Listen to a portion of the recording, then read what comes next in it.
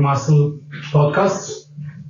Today we're going to have with us Kenneth Bergh, the guy who was fighting in cages in MMA, but now he's doing other things, but we're going to come back to it later on.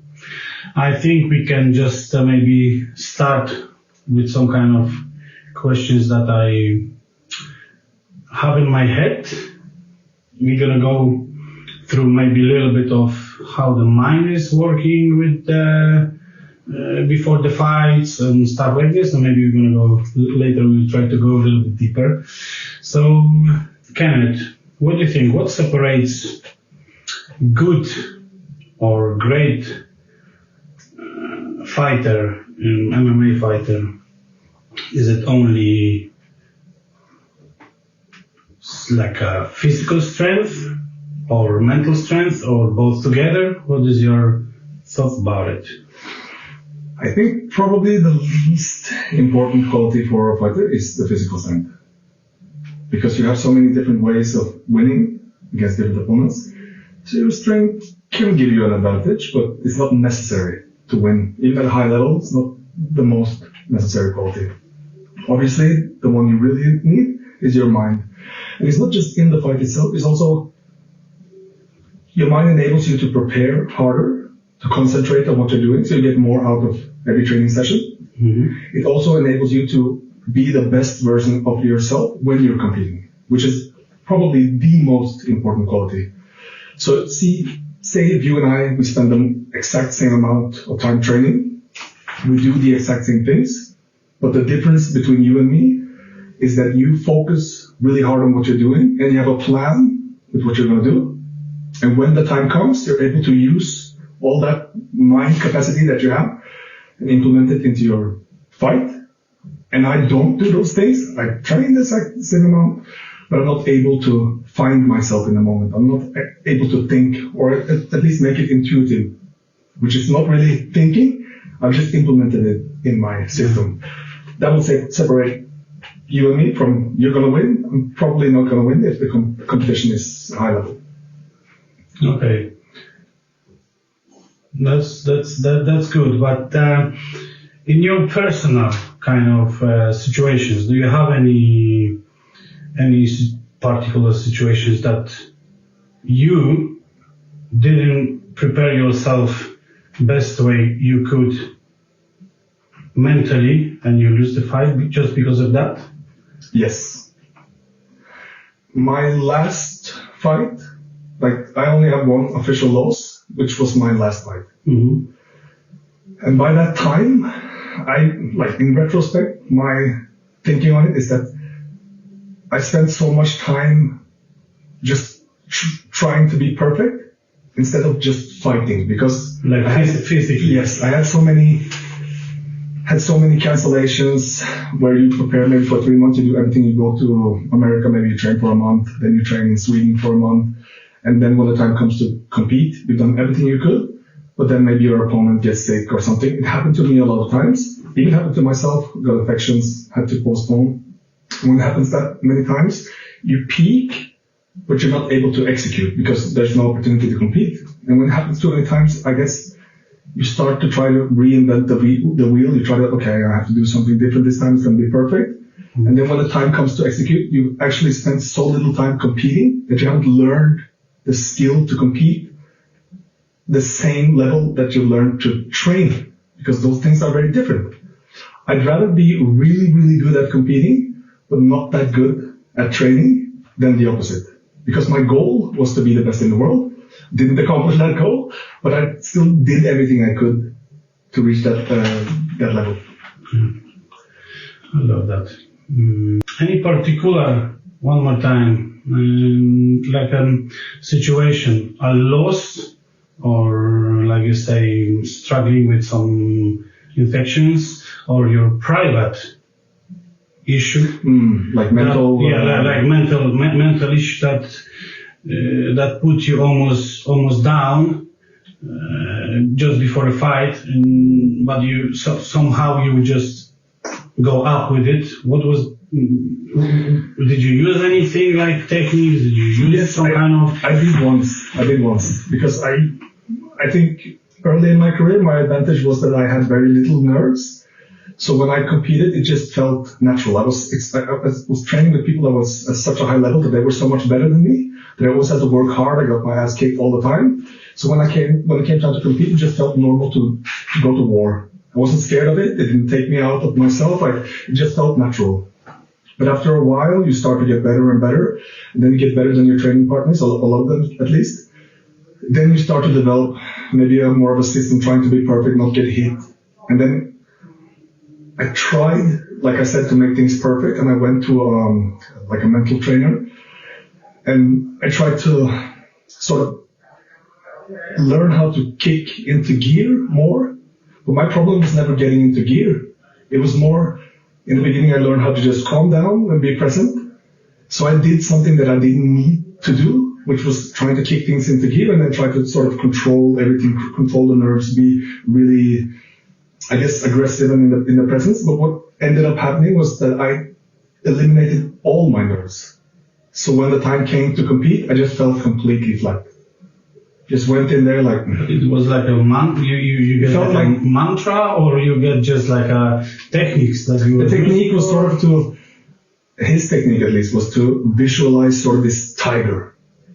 Yeah. It sounds weird, but visualize this tiger and then try to sort of feel this feeling of indestructibility, I mean. And then also when the nerves came, you would just tell yourself, just feel calm, or if you want to turn it up, connect to the tiger. But for me, it sort of destroyed the whole natural part of it, which meant that I started putting thinking into something that was intuitive.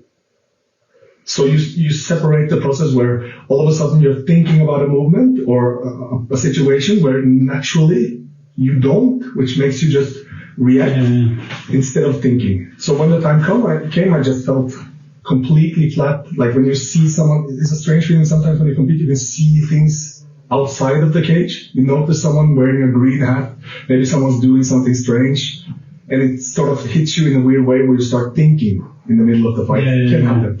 And also I just felt my opponent didn't feel strong. I didn't feel intimidated. It was a very strange feeling.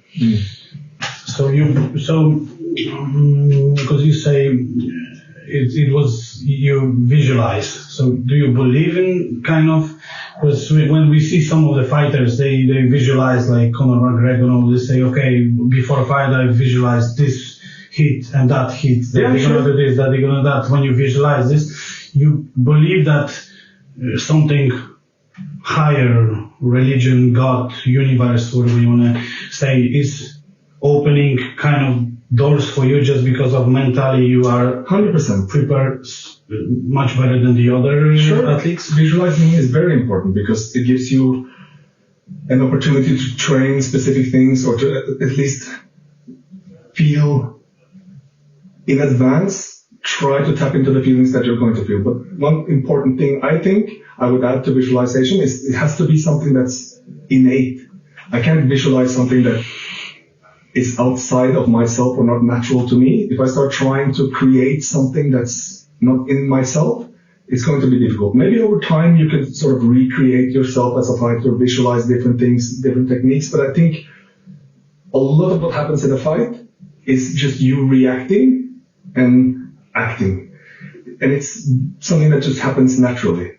Most people don't think, and if you sparred, even just in training, you're not thinking 1, 2, 3. You're maybe putting up a 1, see how your opponent reacts, move your head, and then the 1, 2, 3 just comes naturally because you've done 3,000, 4,000, 20,000 times before.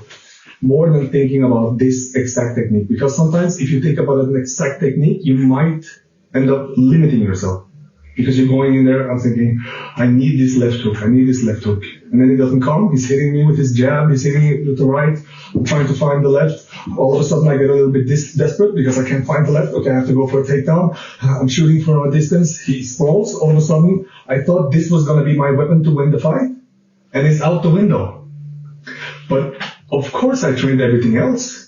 So if I was able to act more naturally, maybe I just find that, okay, I can find the left. Well, what do? I put the right. And when I put the right, I hit him. Okay, maybe this time I'll feint the right, and then I give him the left. And it happens more naturally, just because you give yourself more options. But visualizing is super important, because you have to put yourself in the moment. How it's going to feel, I think, is more important. At least from my perspective, if I can put myself in the mindset of when I'm going to compete, my goal is not to try to be perfect. It's just that in the beginning at least, my thought was, no matter how much pressure you put on me, I'm not going to wilt, I'm not going to break. And even if I don't win, my goal is going to be to just push and push and push and push until the referee says stop. Yeah. And that's even more easier to stick to than the left, or I'm going to be perfect, he's not going to hit me. Well, he hit you. How do you feel now? Maybe you're worried, your adrenaline starts going up. I thought he wasn't going to hit me. I thought it was going to be perfect. No. If you think I'm going to go to war, and if I die, I die, it's something different, because you can always go back to just, I'm going to push. It's just one simple thing. So, yeah. So what makes, how is that feeling? Because you say you're going to go to fight, and if I'm going to fight, I'm going to die, and that's it. Because you can see also that a lot of fighters talking about even standing in a cage, and they are talking to themselves. Yeah, I'm ready to die here. I'm gonna be better. I think it was Adesanya who was standing in front of them. He was just in the zone. You could see that he's. With Kevin Gastelum, he thought that. Yeah, that was probably his toughest fight, but also one of his greatest fights. It's in the UFC Hall of Fame, this fight. Yeah. And I think Mike Tyson even said it himself at one point. He said that he would almost come to tears when he would watch Muhammad Ali, because Muhammad Ali, he was willing to die when he was competing. Mike Tyson said, I'm not willing to die in that cage, or in that ring, I mean. And for me, in the beginning, when I was younger, I don't think I had all the things that I have today, more of, I'm not saying my life wasn't stable, but I had more of a singular mindset. And I remember vividly one of my fights where I was competing in London in the O2, and my thought was, I'm willing to die.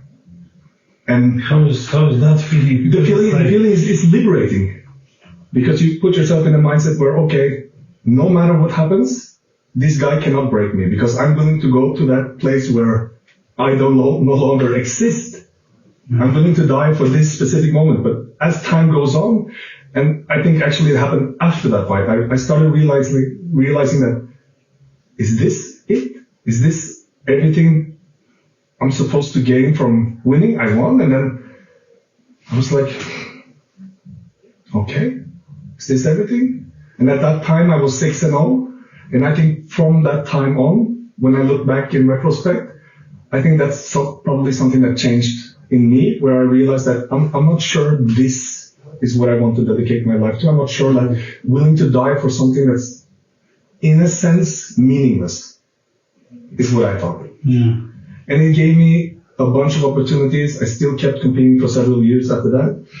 And it was fantastic. We traveled the world with my close friends. It was amazing. And I wouldn't change it for anything, but I'm very happy that I stopped when I stopped. And I started getting an education, started doing things for more than just one specific moment or glory or whatever you like.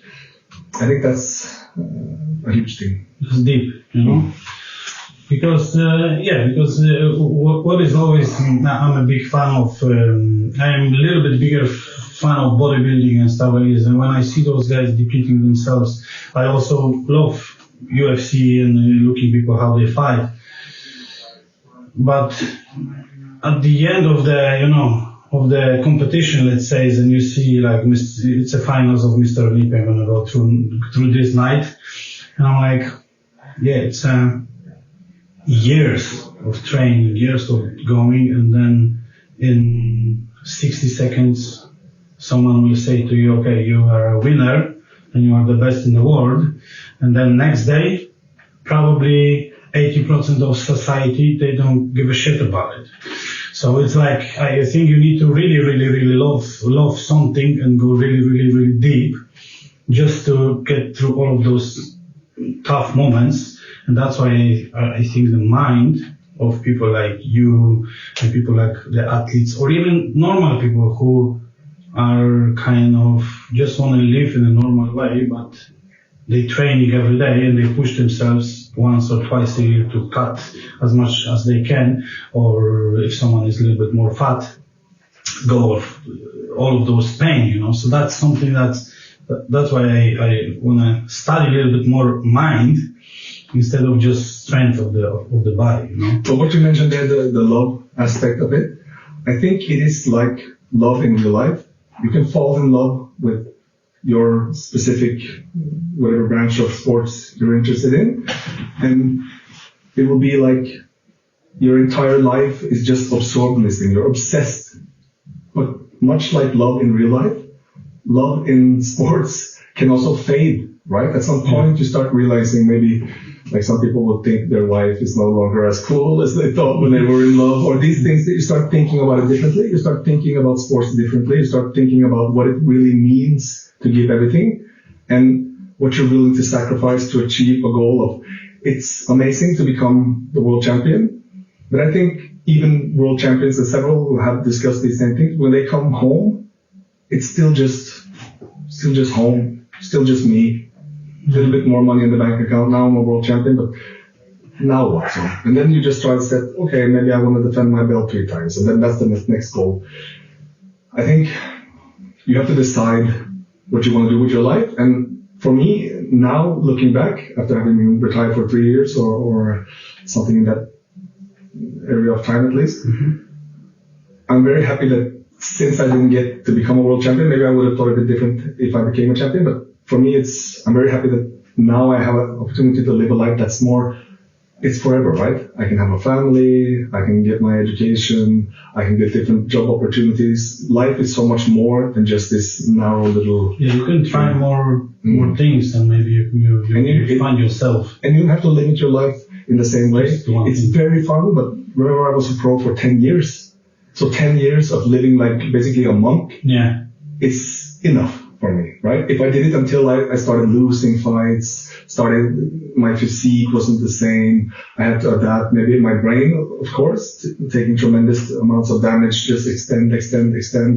So now what? What are you going to do now? A little bit more money, maybe I'll win the championship, I will, and then you continue, it's like, okay, but is it worth it? Yeah, but if someone have the other way of thinking, they're gonna say, okay, I am from poor house, I don't have nothing, but I'm good in boxing, I'm good in bodybuilding, I'm good in this kind of sport. I just want to do it for money. Do you think it's gonna push the same? Is that money gonna push you the same level as you just love the sport and you want to create a visually thing that you're going to be just a champ, or the money going to push you through the all bad, worst experience? I think until you get the money, you'll be able to push. But then what? Now you have the money. Now you have the house. Now you have the car. So you want one more car, another house? When does it end, right? You have to have some sort of idea of where you want to go. Things. Yeah, and at some point, those things won't matter as much because when you're poor, you think that getting money is probably going to be the best thing that's going to happen to you, and it's probably going to be wonderful for a little while, but then you get used to it. It's normal. Now I have that nice car, I have this nice house. Now what? So I think, yes, of course, you have to have something overarching, but every fighter is different. And coming from Norway, even though I grew up in relatively poor in a sense of like Norwegian society, or actually very poor, I still wasn't super poor. It was like I had food, I went to school, I had clothes, parents took care of me. So I think it's different from a Norwegian perspective. You have to find some other sort of motivation that just push you that direction. Yeah. Cool. What about yourself? What's your motivation? Last couple of years, actually, my motivation is to go a little bit deeper to my mind, actually, and try to understand actually why I'm here. Because I compete also, but I didn't see myself through competing. I didn't compete so many years as you, but I didn't see myself as a athlete, professional athlete. But I always saw myself that I can go deeper just with myself, every season, let's say, But after a while, I realized that my body will actually go through what this one gonna say it, So I try to go a little bit more deeper and understanding what actually I want in my life. That's why we are here. Because I could probably push myself to the limits and be good just in one. But I realized that life is not, like you say before, life is not just about it. I want to be good I don't need to be the best in one, but I rather be just good in a couple of things and have more fun from being here, to understand what religion I want to follow, or is it more about my universe, or if I want to try to travel, I want to try to be a judge of bodybuilding, which I achieve it. I want to be a good chef, which I achieve it. And now, okay, maybe I'm going to have a nice, small, cozy studio and have a podcast with people. Actually, the journey I know wasn't easy, and I'm going to learn something from them, how my journey can be better. That's my thought. That's everything is here, and it's quite super emotional for me, because I was like in a couple of shitty also places in my life. So I'm like, I need to get deeper here, to be stronger here, and not be afraid of emotions, because I always was like hiding everything inside, and it was not easy to put those important things out, And after I start to work with it, with a couple of people who know how to go a little bit deeper here, just to go with myself and have a more knowledge about myself, not just for show up for other people. Every day I'm happy and I'm smiling. No, now if I feel like something is bad, I know techniques that going through my head, and I don't want to say it's a shitty day. I rather say it's a building character day, let's say. But still, if you say it this way, instead of saying, it's shit day, you're going to have shit day. And I believe that how you're going to say it to yourself, you're going to go through the day in a better mood. I think that's important as well, because sometimes when it comes to you want to know about the mental aspect, I think sometimes we tend to just look at the ones that are the most high performing. Say if I want to know something about bodybuilding and someone's mindset, I'll probably going to look at Chris Bumstead or whoever's the top Olympia, right? And that's good. But if you're doing research, you're probably not going to look at one subject. You want to look at as many subjects as possible and then try to draw conclusions from all those subjects. And if you're trying to build sort of this mental model of how to achieve your goals, it's probably not the best to just go up to the top, but try to see at least people hovering around the top is nice, because you want to go up, right? And look at what they did. And I think for your own sake, from what I gather at least, you worked hard, you learned things from your experience working hard, but then at some point you realized that, okay, maybe I'm not going to be the next Mr. Olympia. I have to try to figure out other things, and then you start developing skills in other areas. And I think that was the same for me as well. If you want to go to the top and talk to people that are really, really experts in their field, I was a really good martial artist, and I think my talents in training was world class. I traveled the world. I trained with some of the best, and even including the champions for several years. I felt like I was at the same level. But in competition, I wasn't the best. And I think that's also something that you have to be honest about if you're going to move on. Because if you're not honest about being the best performer, like I told you earlier, you can be really good at training, or you can be really good at competition. But the champions, they make sure that those things come together.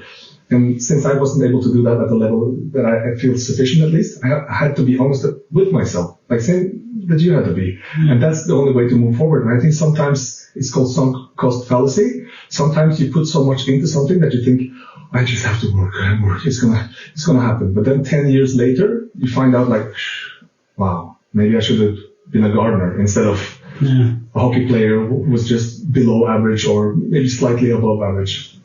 Yeah, I think it's just people maybe go too far and too harsh with themselves, and they don't know how to be happy just from those things that they actually have and then small wins.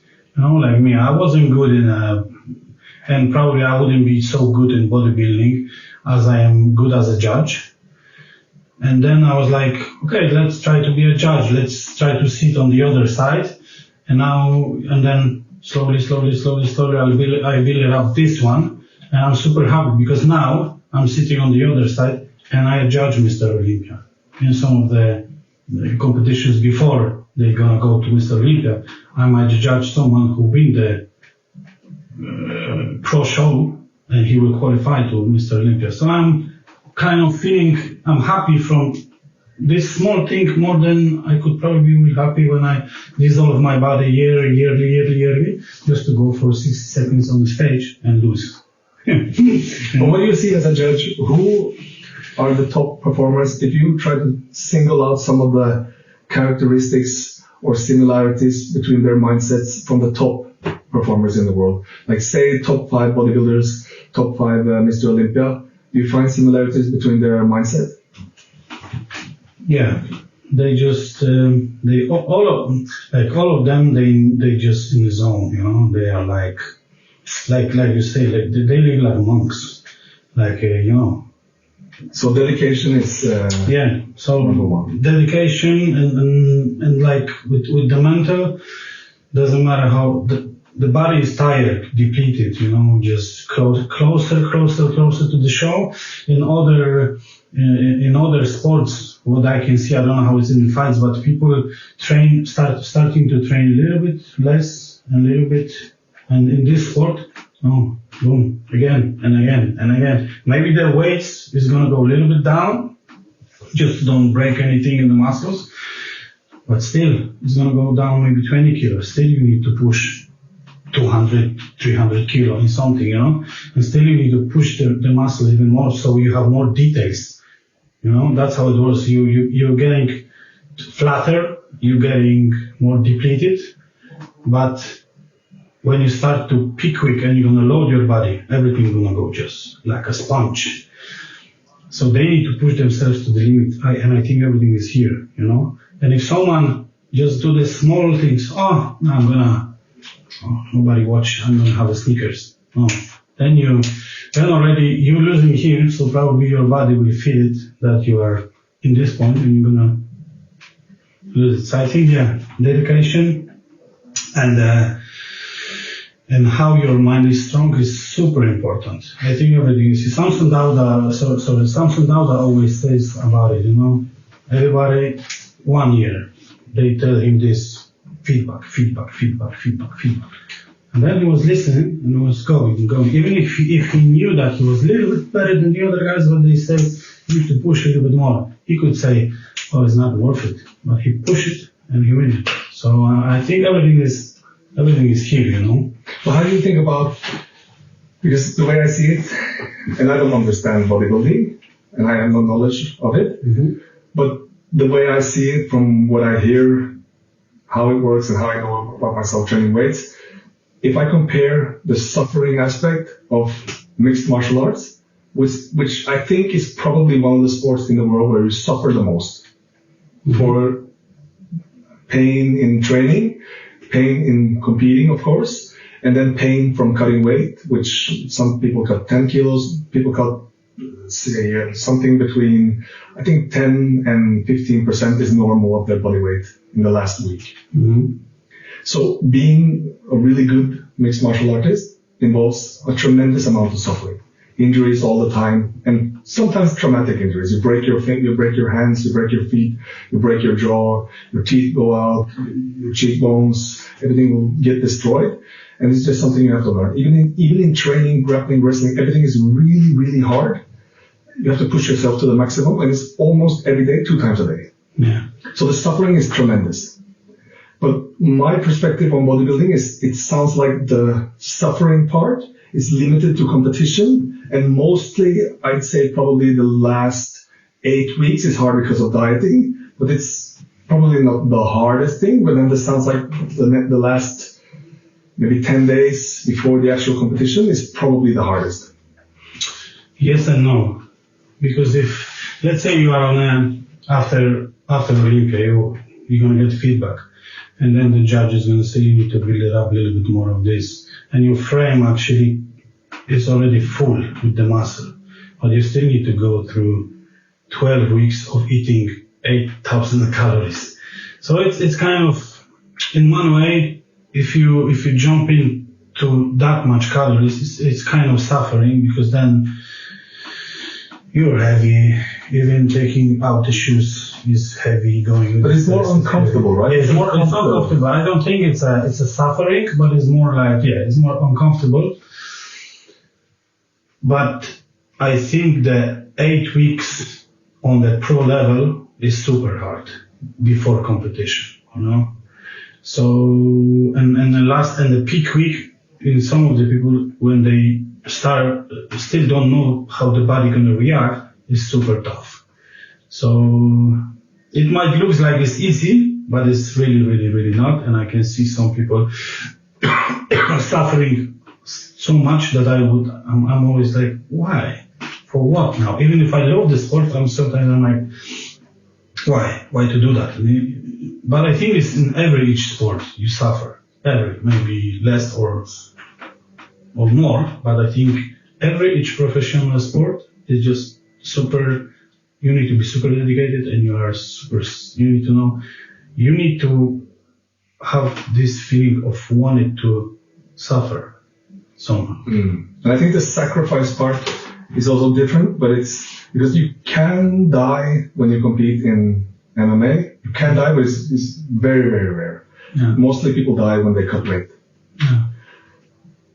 But in bodybuilding, if you look at Wondercommon today, for instance, he's completely destroyed. Yeah. Martial artists will experience the same. Their body will get destroyed. But there are several retired athletes who still train and look good, and it didn't necessarily completely destroy their bodies. But bodybuilders take a tremendous amount of risk also because they use tremendous amount of substances, which will put you in a position where when you're 50 years old, if you get to be that old, you're going to be someone completely different from when you were 25. That's a part of the sacrifice, I think, that is very scary. Yeah. It's a heavy. Have they talked about it? Yeah. In a community, I believe so. It's nothing that you cannot find anywhere. You can have now knowledge from YouTube if you know how to do it properly, things, and to not destroy your body. And I think like with the Ronnie Coleman, it's just about his body is destroyed, not because of those he trained so things. Hard. It's just because of weights. So heavy. And he was like, he might go a little bit, do the step backwards in some other things, but he was just loving. And when someone asked him on the podcast, would you do it again? He was like, yeah, of course. I was feel sorry that I didn't put 2 more plates because I have the power to do it, And he was also, of course, he was the greatest bodybuilder. From my perspective, at least, I'm super happy, the best ever. Super smiling, always positive to others. Never complained like, oh yeah, I lose, I was second, and then he was talking about this in YouTube or something. Like, no, next day he come back, a rough gym, dirt. But see, that's what I wanted to know, because that means, for me, he found a way to be happy about doing what he loved, because he did what he loved, right? He was happy, and that was his way of achieving the greatest success ever. So if you're going to look for some commonalities between how do you find success, and you think about this like tiger I told you about, for me, the tiger is ridiculous. Because you don't need the tiger, especially in a mixed martial arts setting, you don't need to be more aggressive. You're going to get that adrenaline. You're going to fight. You don't need to turn on even more aggression. Most people, at least, it's going to be a lot of adrenaline. But my thought is that if you can find a way to enjoy what you're doing, it's going to be like living your dream every day. That's probably the best way to achieve your goals. If you want to become a lawyer, if you can find a way to enjoy actually reading all those meticulously written rules and regulations in order to achieve your exam and then pass the bar, I mean, that's winning, right? Yeah, I think, like I said before, I think every win is just for you, you know? And if it's smaller, bigger, for him his biggest win was just to have fun every day, going to the gym and get your body through all of those big weights. Yeah, buddy, you know, all of those times. And everybody knows that, even if you don't, not in the sport, but you were in some kind of sport and you were going to the gym, you will know who's that guy who's doing this. Yeah, buddy, lightweight, you know, you will do it. Because if you ask about who is now Nick Walker, if I ask you now, you will probably say, no idea. I don't know, if you're not in the industry, but with Ronnie, you will know. Because, or if you will say Arnold Schwarzenegger, you will know. So that's good. But one thing I will just drop in my head. Isn't it tough for athletes on a professional level going out from the sport and have this question, what now? What I'm going to do tomorrow? What's going to happen? Should I start to be a coach? But I don't really have this feeling now to be in this industry, in that kind of mood. So isn't it hard to go out and try to start to live? Very. And it's a dilemma. It's a dilemma because if you want to succeed at the highest level, it has to be your main goal, your main focus, and that's all you have to do. Like living like a monk, like we talked about. But at the same time, if you're going to be able to do something after you stop, you also have to plan for what's going to happen when you retire. And how can you do two things at the same time? It's a dilemma, right? Yeah. So the problem for most athletes is when the time comes for you to retire, some people will stretch it out far too long. Maybe you reach an age where you're no longer eligible sort of in the job market. You stayed in too long. You don't have any other skills. All you know to do is fight. What are you going to do now? And then some people will become coaches, or some people are naturally supposed to become coaches because they're very good at teaching other people techniques, and then they will assume that role, and it feels good for them. But like you said, some people don't want to stay in the industry. I didn't want to have anything to do with martial arts when I was done. But the thing I did immediately when I decided to retire was I just started getting an education. Because I always wanted to get an education, even when I was competing as a pro, but I thought that if I have to dedicate some time to school, I'm worried that maybe I'm going to look back and think, oh man, I didn't go hard enough. I didn't try to reach my goal. I didn't try to become a world champion. I just sort of did my education and then hoped that everything would turn out. So when I look back, I'm happy that I didn't put too much time into something that probably would have been good for me in the long run, but it was important for me to just go 100% because then I can look back, I left no stone unturned. I did everything I could. But then, like I said, when I was done, I had to get an education. But I was also fortunate because I had done several years of live sports, like expert commenting for a television company here in Norway. And then I sort of had a way to do something. I was used to speaking at least on television. So I was happy that, okay, I had my education, and then I decided, okay, what I want to do. I was very interested in international relations and politics. So, okay, I have to get my education in that sort of sector. But then at the same time, I wanted to do a podcast. So I started my own podcast, started speaking to people, had something to do besides just, having to train every day. I had something else to fill my time. Yeah. And of course, I had my job in television. So I was it felt natural, but it was very strange because I was worried about, okay, I was able to live. I didn't have to work for 10 years. So now I was like, do I have to work? It doesn't feel like working for, like doing a podcast and working for a television company. It doesn't feel like work, but it was very, very strange. I was worried about not sort of reaching higher peaks of something besides sports, because when you're in sports, you want to reach as high as you can. Same as when you're done, you want to reach as high as you can, but I didn't have the same prerequisite. I didn't have the same sort of skills, I guess, to achieve something big in life. I couldn't just become a great doctor. I was worried that it was going to take too long. No one was going to hire me. So it was very, very strange and scary. Yeah. So it's never too late. Never too late. To start something. It's a fallacy. We think that, oh no, I'm 35. Nah, it's not going to work. It takes 3 years to get a bachelor's degree, 5 years to get a master's. Okay, when you're done, you're 40. But so what? You have a master's. Maybe if you're really good, maybe you get straight A's. Maybe you find out on your way to, getting your education on the way. I mean, you figure out that, oh, I'm quite good at this and that, and then you start getting new interests. You start learning. You start seeing things from a different perspective. I think probably the one thing I advise everyone to do is to get an education. It's probably the smartest thing you're ever going to do in your life. Yeah. I saw this lady a couple of days ago, and she was saying, if you didn't make it in your 30s, you can make it in your 40s. Yeah. And if you didn't make it in your 40s, you can make it in your 50s. And so on and so on and so on. And then also think about what it means to actually make it. Yeah. If you set your goals to an unrealistic standard, and the only thing that's going to make you happy is if I earn 20 million kroners in X amount of years, then I'll be happy. Well, if you're going to work towards that goal, and maybe you have 5 and you think, I only have 5 million, I need 20.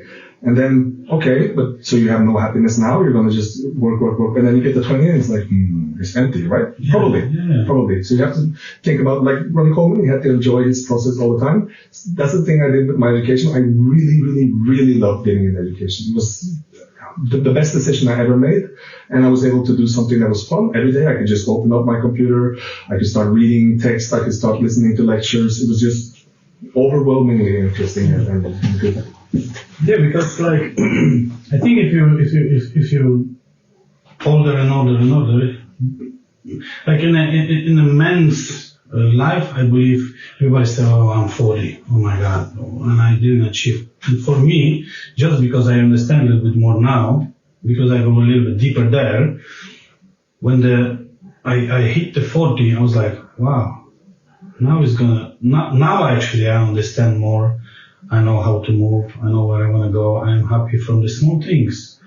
So now it's just kind of beginning for me for another 40 years to see what's going to happen when I'm 80 and I'm still smiling and I'm still kind of good shape and I have achieved all of those small things. And it's just not one thing which is super big, like you say, achieving 5 millions. But one way, I think if you earn it 5 millions and you don't know how to do from those 5 millions 20 millions, that means the money is not for you. Because that means you kind of don't think about this as much as you should think, maybe, So so I think it's all of those small things is mind game, and I think you just need to know yourself a little bit better. Like when you say it's a mind game, you can control your own mind. Yeah. I say if I want to be happy about something, I want to enjoy the process of being in school, I can decide to enjoy things about school. Maybe not everything. There's going to be some things that I don't like. I don't have to force myself to pretend like I like those things, but I can construct my mind. I can work my mind to appreciating things, noticing things, and in that way actually creating something positive from that thing. So whatever you decide to do, I think you have to understand that you don't need external validation. Ego is not what's going to drive you to create the biggest opportunities for yourself. Ego is a really good thing, right? But you're probably burning the candle at both ends. So if you find something else, like pleasure is much more manageable, I think, than ego. Ego will put you in directions that you're not necessarily in charge, but finding pleasure is something that's more easy, more like a wave to just float instead of ego that just pulls you in a direction. Yeah. It's dangerous. So you think people should learn how to play the game of forgiveness? Like, let's say, okay, I want to achieve something, but let's say it's a school, but there's a part in some of the lessons that is just boring. So you think that people should learn how to play the game, that this thing is not boring, because 100%. Because at the end, you will need it. Right? You're going to need it. nothing is wasted, especially, this is just in terms of education, but I think it's also analogous to training for whatever discipline you do. Nothing is going to be a waste of time unless you do something super strange, some weird exercise that has no value. Then, I mean, nothing is a waste. And maybe it's even a good thing to try that exercise that doesn't have any value because you realize, okay, that's not an exercise I need to do. Okay, now I learned that, I'll put that away. But if you didn't try, you never knew. And maybe you tried it and you find out, oh, this is really good. It helps me for blah, blah, blah, blah, blah. So I think learning how to appreciate things, saying thank you, is a way that you strengthen those things. If I have to read something that I find boring, but I say, okay, I'm happy that I know how to read. I'm happy that I'm able to understand it. And I'm happy that I could talk to someone about this after I'm done. Yeah. So you play the I game. appreciate it. Yes, and I say thank you. Sometimes, even during my career, I said thank you. When I came home from training, I was really tired and whatever. I lay down on the couch and I was able to read a book and I said thank you. Yeah. Thank you. Because I'm so happy that I'm able to do this. And I think doing that every single day, in retrospect, it created something of a positive feeling of the whole process. Even if it wasn't perfect, I'm still looking back at it and think, wow, I was able to just live the dream for 10 years. Everything that happens after is just bonus. Everything is a bonus. This is bonus. Yeah, everything. Small. It's a kind of small thing, but it's a bonus. It's super good to talk, to know how what is your feelings and how you go forward with it, after the fighting and everything. So how is Kenneth Bergh now in his life? What is your plans? Now I'm spending a lot of time investing and have for the last few years. Also spending time on my education and of course working for television. Work for Bergh and Viaplay. And then I have my own podcast, of course, which is something that I'm really focused on. Where we can hear you, how we can find you? It's on Spotify, Apple. It's called Ganskapturen. Okay. So it's about politics, about training. It's very wide in its subjects, but it's different because I focus on the guest and just one subject at a time. So if you say you look at it and you find something that you like to learn, I actually have one episode about Bollywood League that came out just now. So with Marius. Yes, because I don't know. Yeah. So I have to ask questions. How does it work? And so that's I'm able to take whatever I'm learning at school and then apply it to things I see out in the news picture, and then I can. Okay, I want to talk to this guy about this. This is interesting. So that's perfect. I get to enjoy, like once a week, I get to talk to an expert and really enjoy life. Yeah, and then of course I'm training and trying to live life. But my goal is, I just want to try to excel in my education, trying to get the best possible grades, and trying to educate myself to the point where I'm someone that employers outside of the television and sort of sports business might be interested in my advice, my understanding of the world, international relations, in politics. Maybe someone will see the value after I spend the time and actually understand myself that I have some value to bring. Yeah, that's cool. Very cool. I think I don't have more thoughts right now. Probably we could sit here for another 2-3 hours if we go with everything. So thank you, Kenneth, for being here with us. And you guys, if that episode resonate with you, just share, give us a like and subscribe, and see you on the next one. Thank you again, man. Amazing. I'm super happy, really. I'm super happy. Just one more thing. I met Kenneth when it was COVID time, and we trained on the same gym. And I was always, and it was a couple of you guys, Jack Joker, Håkon. Yeah, Håkon, I think I saw Emil. And I was always like, wow, those guys are training crazy with you know. And I remember when I was on Abbas Fazal place, it was just like kettles. Yeah. It was just, actually, thank you, Abbas, for giving us the chance to train there. But it was just kettles and stuff like this, and me as a bodybuilding fan, I was like, it was one bar, and I was like, but when I saw you guys, how you train, how you do all of those things, I actually learned from the fighters how to use some of the things, how to do some of the exercises, maybe with, using a little bit bigger weights and stuff like this, but I still learned something. So that was great lessons for me, and I'm super appreciative of that. And also see, guys like, I always love this kind of people, huge bodybuilders, super humble. Big guys like you, like the other guys, danger, have skills with probably clap me and I will be down, you know what I mean? But those people are most of the generous people I ever met, and I'm super appreciated to know you. I'm super appreciated to have you here. And it was a huge pleasure for me, man. Really, kind of even I would say emotional. Super nice, man. Thank you. I'm happy. Thank you again, man. Thank you so much. Yeah, thank you. Great.